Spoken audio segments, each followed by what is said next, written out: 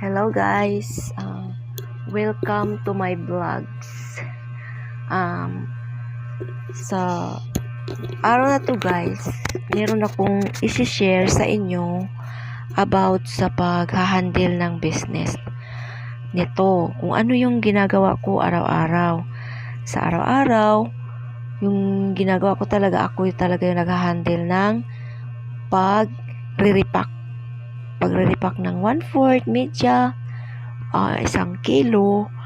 Sa akin talaga yon kasi gusto ko yung lahat ng mga na nire-repack nakikita ko talaga kasi kunting galaw lang ng timbangan guys, maaari yang malulugi ka niyan.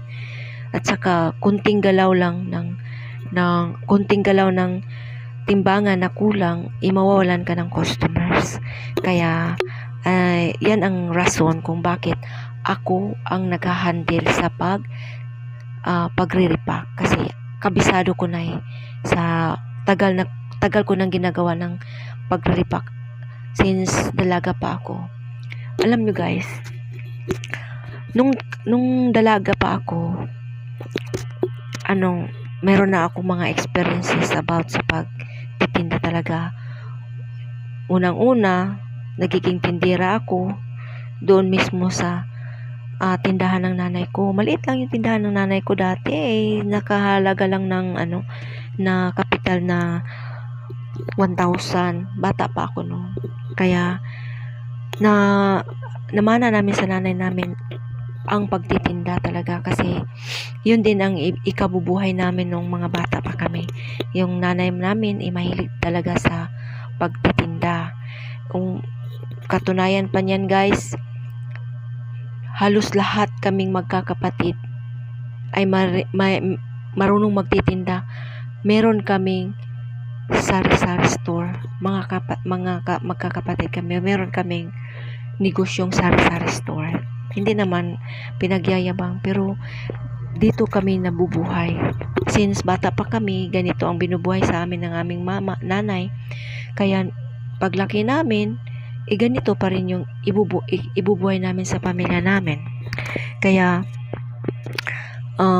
nasa dugo na namin yung pagtitinda. Tapos guys, since maaga yung tatay namin nawala, maaga din ako nagtatrabaho. Pinakauna kong trabaho guys,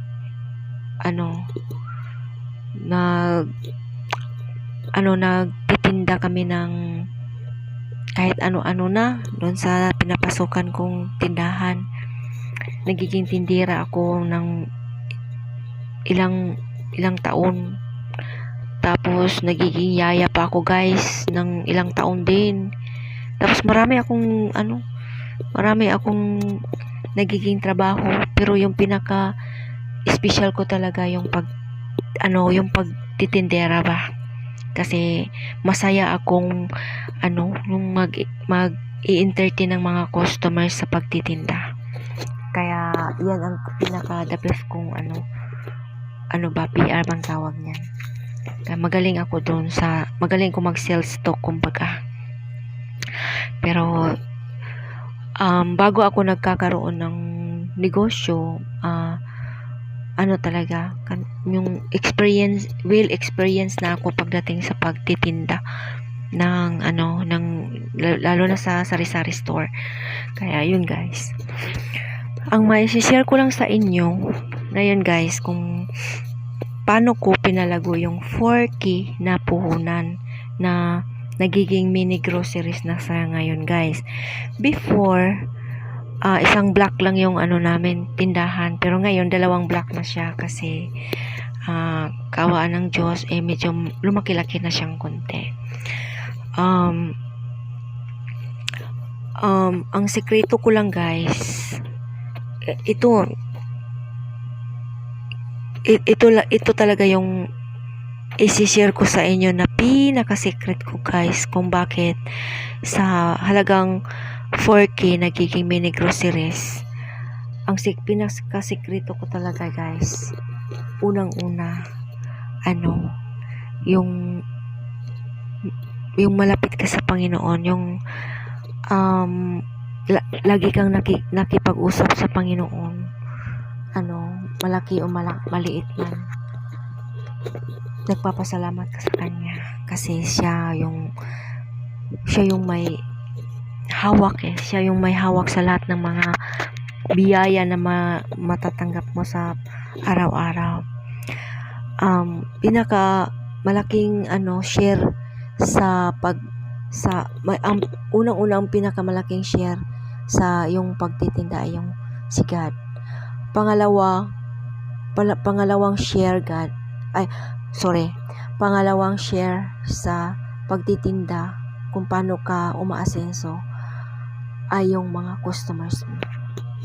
Kasi yung mga customers mo, yun ang magpupush sa'yo sa pagsasaksis mo sa pagtitinda. Kasi kung wala yung customers mo,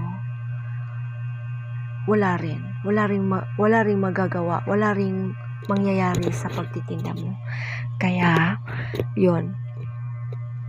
Paano ba ako itatrato yung mga customers ko? Sa akin, guys, ito yung pinakasikreto ko na ibubunyag sa inyo kung paano ako mag-handle ng mga customers. Kaya sana mapulutan niyo ito ng konting na gagawin din niyo sa inyong pagninegosyo kung paano ko ginawa ito. Ganito, guys. Lahat ng mga customers, itatrato ko silang pantay. Lahat ng customers, kasi ako yung nagtitindera ako yung nag-i-entertain sa kanila, lahat na nagko-compute, nagsusulat ng mga orders nila, nagko-compute, lahat na ako yun kaya ako yung nakipag-usap sa kanila.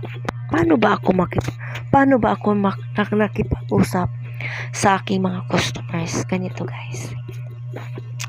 Unang-una, yung mga customers yung nagpo-post sa'yo kung anong meron ka ngayon. Kaya, ituturing mo silang blessing from God. Lahat sila ituturing mo silang blessing na sila yung pinadala ni Papa Jesus na panalangin. Sila yung binibigyan ng panalangin ni Papa Jesus na magdadala sa iyo. Sila yung nagdadala ng panalangin galing kay Papa Jesus. Through them na nakarating yung panalangin ni Papa Jesus sa pamamagitan sa kanila. Sila yung yung nagtunol ba sa mga panalangin nga gikan ka Papa Jesus.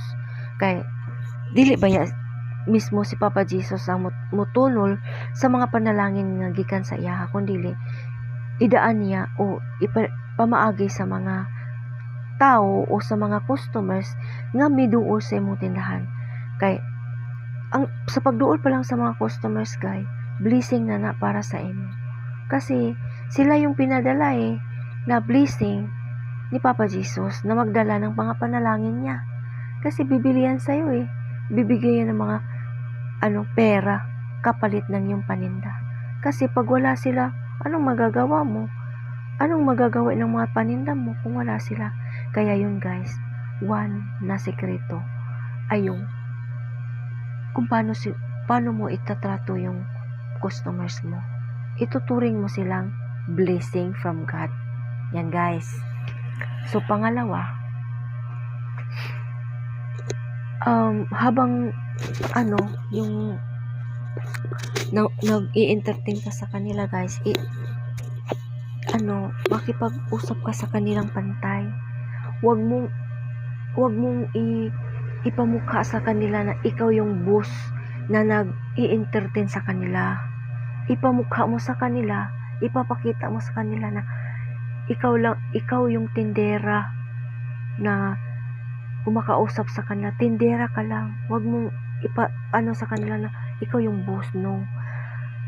Ipa-feel mo sa kanila na tindera ka lang na nag-i-entertain sa kanila. Kasi pantay yung tingin mo sa kanila. Huwag nung busi-busihan, wag. Kasi alam nyo, guys,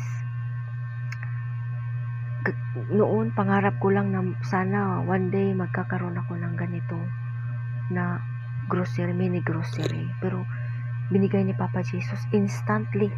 Binigay ni Papa Jesus na 4 pesos, 4K lang naging mini grocery. Kaya instant ang tawag ko dito na binigay ni Papa Jesus sa akin. Kaya guys,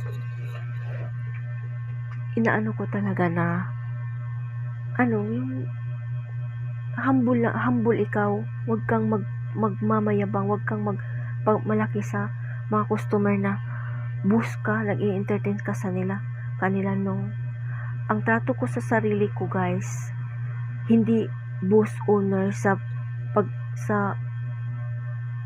grocery namin. Ang trato ko sa sarili ko, isa lang akong hamak na tindera. Kaya yun, tindera lang ako. Ako lang yung nagpapatakbo sa grocery. Hindi ko pinamukha sa sarili ko na ako yung may-ari. Kasi ayaw kong yung maging sa mga customer na mahiya sila sa'yo kasi ikaw yung boss. Ayaw. Gusto ko tindera. Kahit guys, may mga magtanong, saan ba yung dito may-ari? Hindi ko sinasabi sa kanila nga ako yung may-ari. Sinasabi ko sa kanila na wala dito ang may-ari. Nandun may nilalakad. Hindi ko sinasabi, pati yung mga guys, yung mga ahente, yung mga salesman, kumbaga salesman na sa amin ng mga paninda, sa mga panel. Magtatanong sila, saan ba yung may-ari dito? Sinasabi ko, umalis yung may-ari dito. Ako lang yung yung parang ako lang yung inaano lang nila sa akin. Ang tindahan nila, yung parang ako lang yung nagpapatakbo, ako lang yung nagmamanage. Hindi nila alam guys na yung kumausap sa kanila, ako na yung may-ari. Hindi nila alam yun na ako. Kasi ang alam nila sa akin, tindera lang ako talaga. Kaya yun guys, ganun guys, yung sikreto ko, pantay. Hindi ko pinamukha sa kanila na tindera ako. Hindi ko pinamukha sa kanila na ako yung may-ari. Kaya yun, yung tato mo sa customers, yung parang may relasyon kayo na relatives nyo na lang, brothers and sisters, parang ganun lang.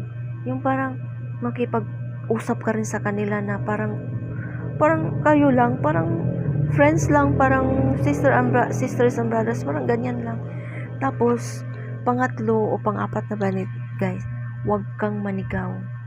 Kasi ako, ang trato ko sarili ko, tindera lang ako, pwede akong sigawan ng mga customers na, uy, nasaan yung in-order ko? Bilisan mo naman, ang bagal-bagal mo, ganyan.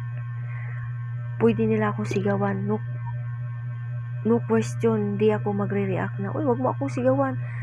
Hindi mo ba alam ang sinisigawan mo, ako may-ari dito? Never kong ipamukha sa kanila na sasagot ako ng ganyan sa kanila, hindi.